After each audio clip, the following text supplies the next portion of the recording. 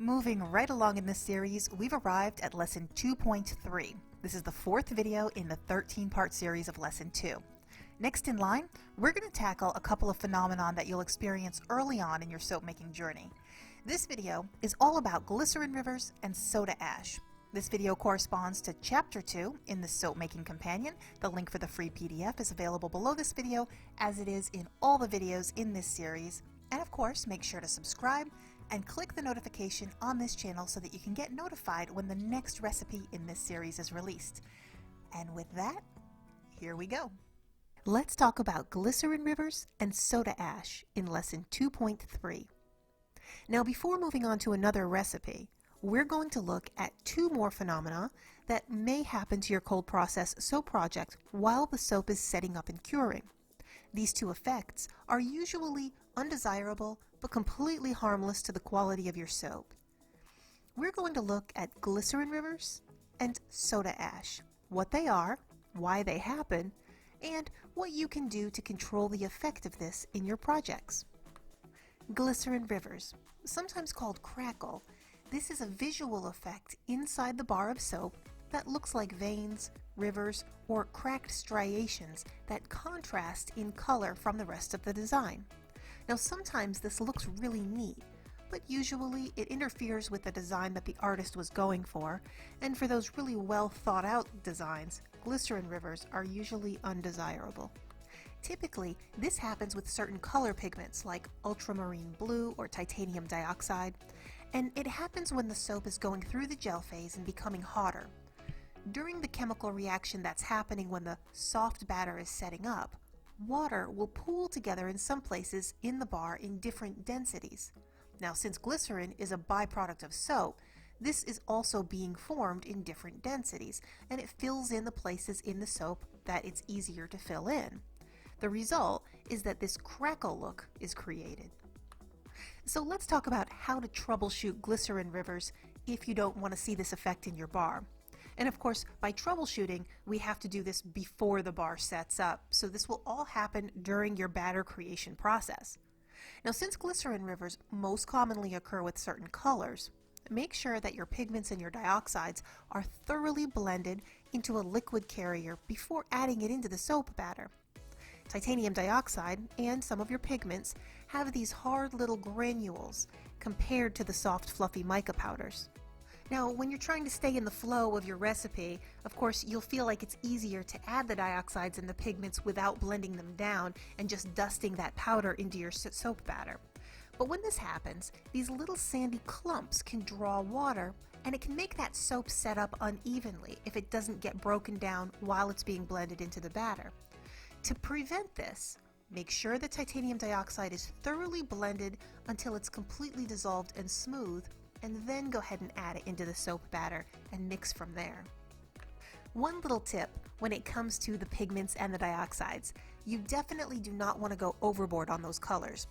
And one mistake that new soapers make with titanium dioxide is thinking that more white powder will make a more white soap.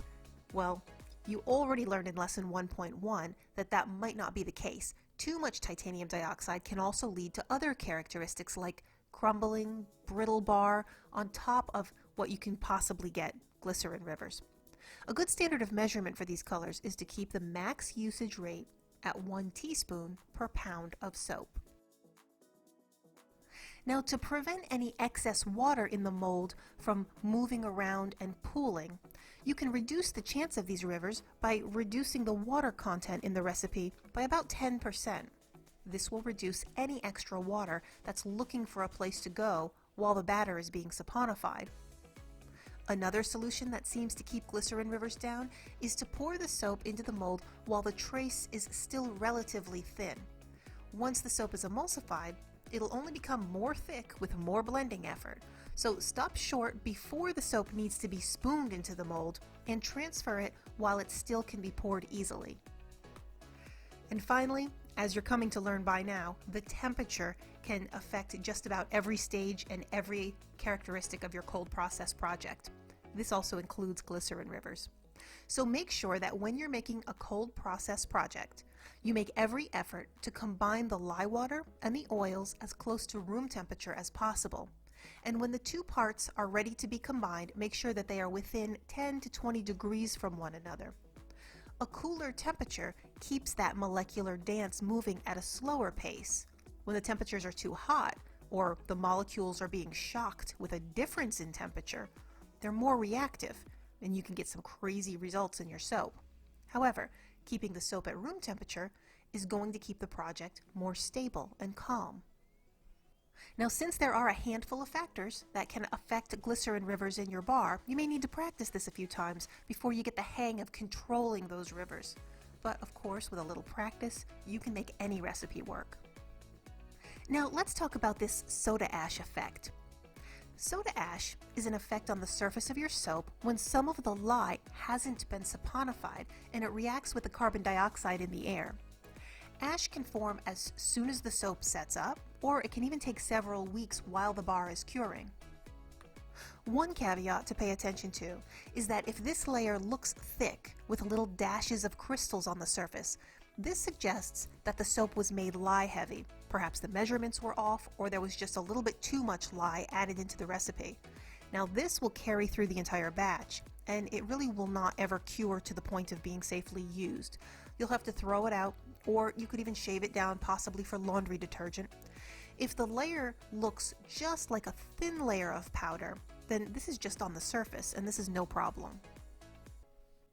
So how do we go about troubleshooting effects of soda ash? Now remember, this ash has nothing to do with the quality of your soap. So is it really bothering you enough to do anything about it? This is really only cosmetic, and it washes away after the first couple times that you're going to use it anyway. But if it is bothering you, go ahead and wash the bars before they finish curing. It's as easy as rubbing the surface down until the ash disappears. Now, if this isn't an option because of your design, or if you maybe have a layer of glitter on the top, then what you can do is use a handheld steamer and steam the ash away. The ash will burn off in just a matter of seconds, and you can use just an inexpensive clothing steamer. There can be several reasons why your soap can ash, but the most obvious reason is that your lye wasn't mixed well enough, or maybe there was just a bit too much lye in the recipe. The best way to handle this is to prevent it right from the start by mixing or measuring out the ingredients a bit more carefully. Now, if this is still a problem, try working with a little bit less water in your recipe.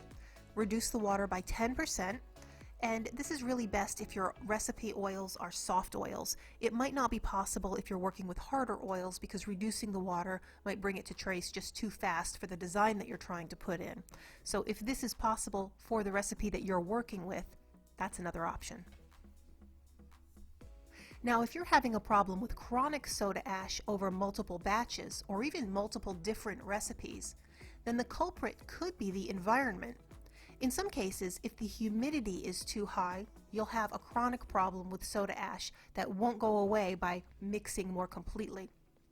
Try to place a dehumidifier in the room, or choose a location that's more dry while you're going through the curing process. Resolved, we can still work on some of the logistics on your curing practices to mitigate even further. There are still a few more preventative measures to be taken to minimize contact with the air while the lye is dying to make this unwanted reaction more difficult. Now, as you're setting up your bars to cure, spray the surface with rubbing alcohol and set each bar only a half an inch apart from one another. This will minimize the airflow and the contact that it has with the air while the bar is setting up even further. But make sure that the bars are not touching so that the soap can breathe and the water can evaporate while it's curing. Now, if the soap is still in a mold, place the piece of saran wrap over the top to block the air movement. And if the bars are freestanding, place a flat piece of cardboard over the top. Definitely see an improvement on any soda ash that may accumulate over time, and it can help protect your more creative designs.